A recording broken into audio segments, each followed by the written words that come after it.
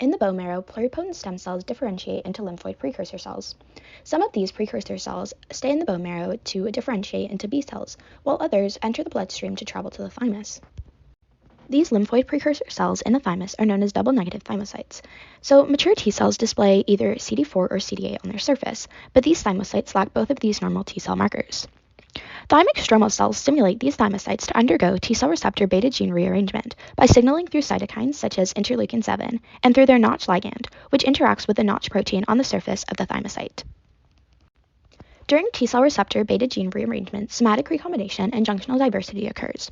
So the TCR beta genes have gene segments. They're made up of a variable gene segment, diversity gene segment, joining gene segment, as well as a constant region. So during somatic recombination, one of the variable gene segments is cut and pasted to one of the diversity gene segments, which is cut and pasted to one of the joining gene segments. Then, during junctional diversity, this is the process that inserts random nucleotides into the junctions between gene segments, such that open reading frames are not the same between two TCR beta proteins with the same DNA gene sequences. This allows for significant diversity in the TCR beta proteins that can be made. Then mitosis occurs, and this leads to a number of cells that have the TCR beta protein rearranged, and now each of these cells undergo TCR alpha gene rearrangement. During TCR alpha gene rearrangement, similar to TCR beta gene rearrangement, both somatic recombination and junctional diversity take place. The only difference is that TCR alpha genes don't have a diversity gene segment, so during somatic recombination, one of the variable gene segments is cut and pasted to one of the joining gene segments.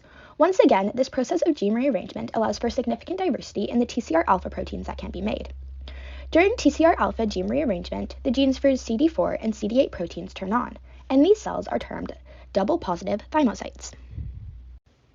Each double positive thymocyte undergoes positive selection. So, if it saw an MHC class II molecule with peptide, it will become a CD4 single positive T cell, whereas if it saw an MHC class I molecule with peptide, it will become a CD8 single positive T cell. This can only occur if the T cell receptor binds with sufficient strength to the self-peptide MHC complexes on thymic epithelial cells to generate T cell receptor dependent survival signals. Otherwise, death by neglect will occur. So this happens within 3 days of becoming a double positive thymocyte. If it doesn't get any signaling or fails to have sufficient binding strength to the self-peptide MHC complexes on thymic epithelial cells. From this cohort of positively selected thymocytes, negative selection removes those thymocytes whose receptors have excessively strong reactivity to self-peptide MHC complexes, resulting in clonal deletion. The rest go on to become mature T cells.